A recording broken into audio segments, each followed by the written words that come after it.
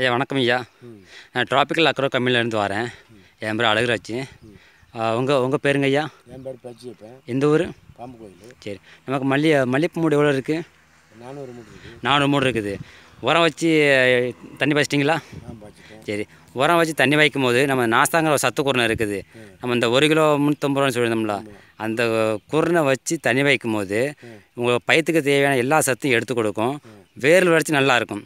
உங்களுக்கு வேர் வளர்ச்சி நல்லா இருந்தாலே என்னாகும், நீங்கள் போடுற உரம் தண்ணி ஃபுல்லாக செடி எடுத்துக்கிட்டு செடி வந்து நல்லாயிருக்கும்.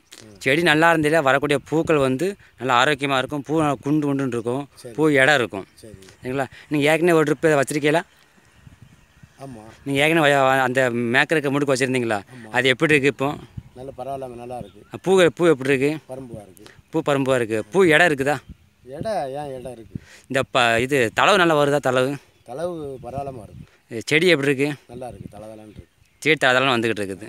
நீங்கள் அடுத்து நீங்கள் இந்த செடிக்கும் வைக்கும்போது அந்த நாசாங்கிற சத்து கூர்னே வச்சு விடுங்க. செடி நல்லாயிருக்கும். செடி நல்லா இருந்தால் உங்களுக்கு போதும்ல, உங்களுக்கு பூ வந்து வந்துக்கிட்டே இருக்கும். சரிங்க, அடுத்து வைக்கலாம்ல? வைக்கலாம். சரிங்க, சரி.